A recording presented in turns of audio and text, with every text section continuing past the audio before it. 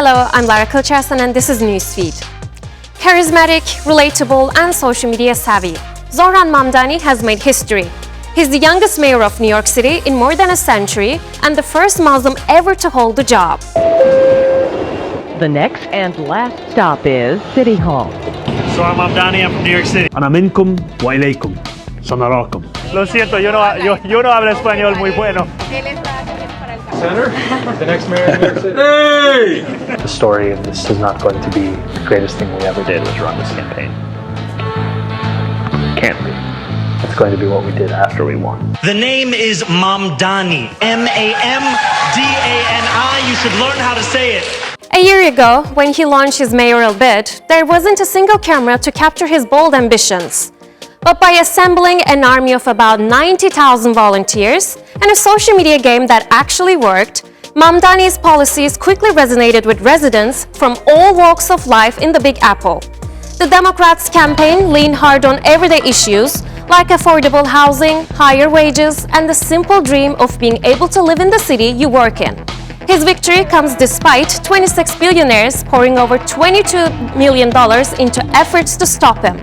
They opposed his calls for rent freezes, taxing the ultra-rich, and his blunt stance that billionaires shouldn't exist.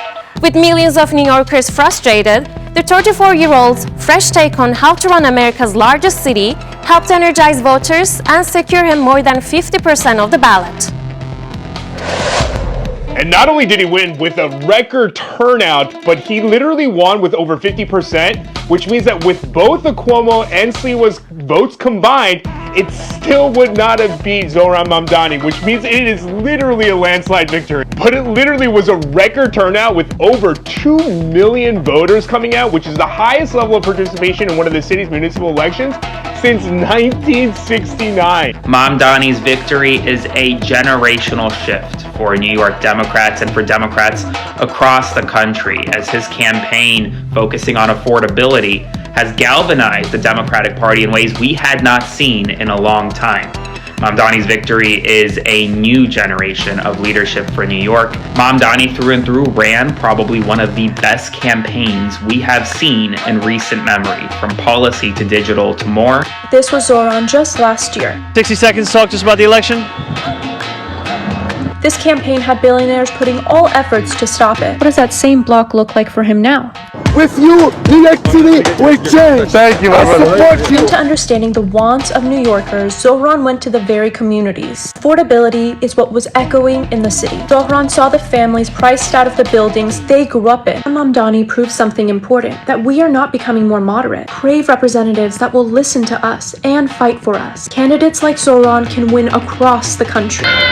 That's my mayor! That's my mayor! That's my mayor! Zohran Mamdani!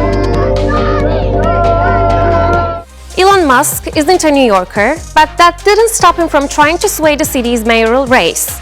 Using his own platform X, the world's richest man threw his support behind former Governor Andrew Cuomo, and he wasn't exactly subtle about it. Just before Election Day, Musk used X's paid boost feature to push his endorsement into users' feeds. He even urged conservatives not to split the vote, telling them to back Cuomo instead, all in an effort to block Mamdani, who'd already beaten Cuomo in the primary.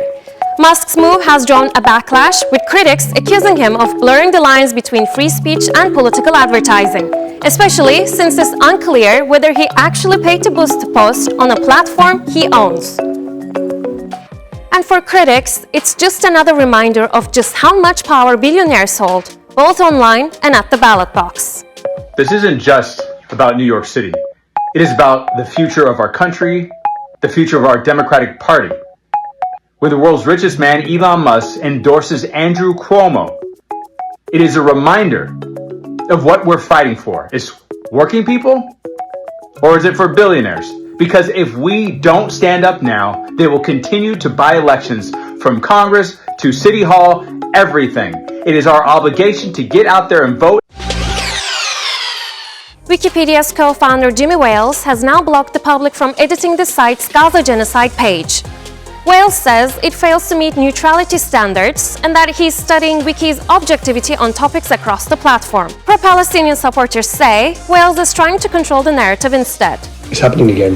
another example of how a Zionist has infiltrated and co-opted an institution that's kind of meant for the general public to share their views and be uncensored, and used his position of power to infiltrate, or in this case found, and then use it to subvert a message on the Palestinian people. And it's been happening for years, it's been happening for decades. Muslims have always known this. We've always had our voices subdued or reduced, or we've always had the nomenclature of extremist, radical, etc. Now it's happening to everybody. So if you want to read about the Gaza genocide, Jimmy Wales is already committing to changing the Wikipedia stance on that. Now that's against his very own viewership, and that's happening with the mainstream media, that's happening with the new media, that's happening with our chief prosecutors, it's happening with our politicians.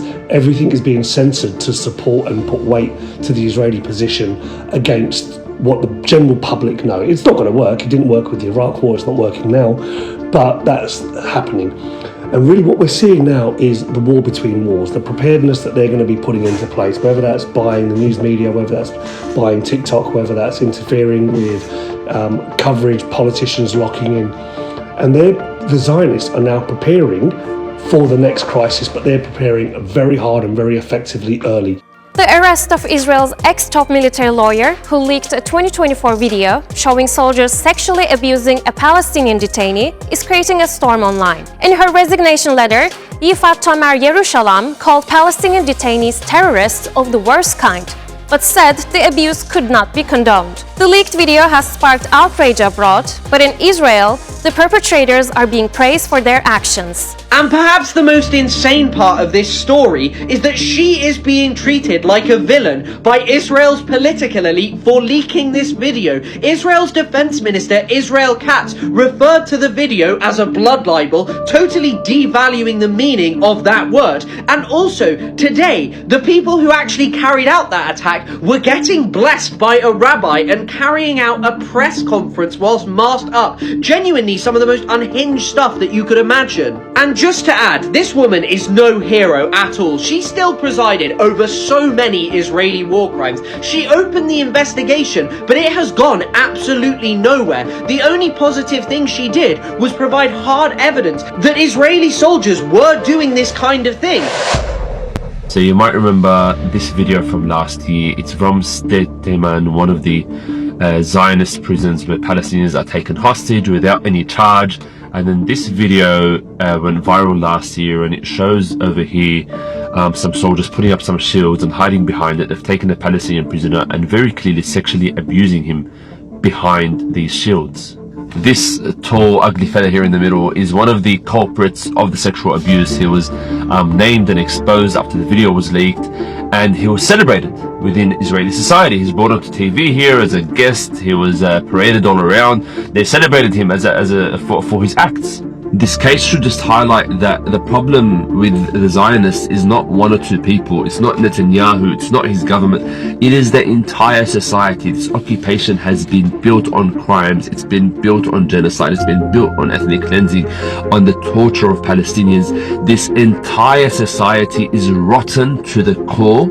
And this is just another example of why we need to work for the removal of Zionism in its entirety. This is what they stand for. Okay, so these are the guys who allegedly robbed the Louvre.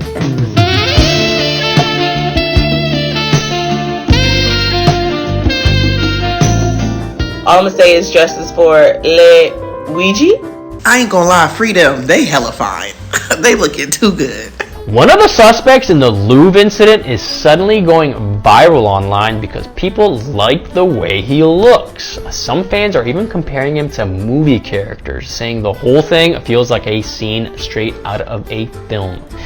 The man was among 5 people taken in Paris this week in connection with the €88 million Louvre heist. But instead of focusing on the case, social media has become obsessed with his looks after photos of him during the arrest began circulating online.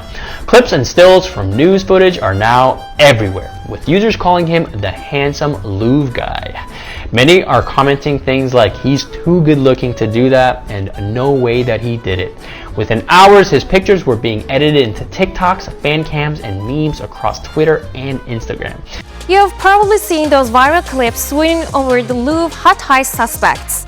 Turns out the only thing stolen there was the truth. Those pictures flooding social media, the ones showing two model-looking men supposedly behind the $102 million jewel theft, are completely fake.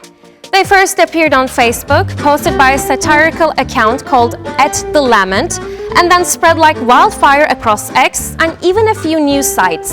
In reality, police have never released any photos of the suspects. And the men in the viral pictures, none of them have anything to do with the Louvre heist. One image came from a 2013 BuzzFeed article, another shows a Florida man whose 2014 arrest photo keeps getting recycled online, and the third is actor Chase Crawford. You might know him as Nate from Gossip Girl or The Deep from The Boys. A lot of you are sending me this picture and saying that it's one of the guys arrested in the Louvre jewel heist. In France, we call this le fake news. This is actually from a viral BuzzFeed post from 2013. French authorities have not released the names, and they have definitely not released the mugshots of any of the guys arrested. You're welcome. From Prada sandals to the Scandinavian scarf, the fashion world is no stranger to controversy.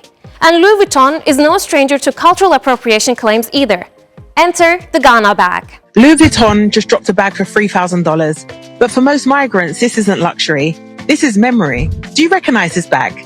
For working class families, it's shown up wherever immigrants live. Brixton, Whitechapel, Lagos, Accra. It was cheap, tough and plastic. But for Ghanaians and Nigerians, this bag hits very different. It has a much deeper cultural and historical significance. They called it the Ghana Must Go bag because in 1983, the Nigerian government gave Ghanaian immigrants just 14 days to leave the country. No warning, no process, just go. And this was the bag that they literally packed their lives into. It became a symbol of migration, of shame, of strength. And even after that moment, the bag kept moving. African aunties carried it through Heathrow. It showed up in Asian households, Caribbean homes, African markets, until airlines like KLM and Air France banned it, said it might unravel, called it a risk. Now Louis Vuitton is calling it fashion. But do they even know the cultural significance of what they've copied? Because for us, this isn't just a trend, it's legacy, right? You'll see clips of me wearing it as a dress on the red carpet at the 2022 Rated Awards. If I was advising Louis Vuitton on such a culturally heavy piece like this, I would definitely have suggested that they would create a fund from a percentage of the profits and given them to Ghanaian and Nigerian fashion talent to support the same communities that that bag signifies. And that's how you honor culture. Breadcrumbing, love bombing, catfishing, and many more. Modern dating, combined with technological advancements, has brought a whole new vocabulary to our lives. With AI in the mix, even the way we experience romantic relationships has changed.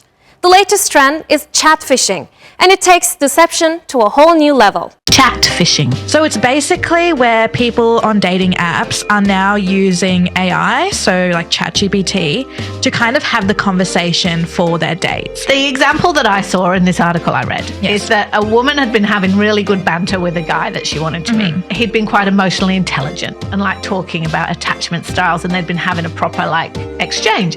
And then she goes to the pub to meet him for that in real life date. The banter is gone and she realizes, oh, he was asking ChatGPT for like good banter. Yeah. But I also wanted to read out the message she received, like the very first message she got from this man. It said, "I've been reading a bit about attachment styles lately. It's helped me to understand myself better, and the type of partner I would be looking for. Have you ever looked at yours? Do you know what your attachment style is?" I am blocking that man because he just used ChatGPT to ask me a question. And what was your tell? Okay, there's a few things. The dash is a big tell. And also 2 questions instead of 1 or 0 questions. Oh. Yeah, that's clearly a robot. And that's our show. Find our latest stuff on YouTube and do subscribe to our channel. See you soon.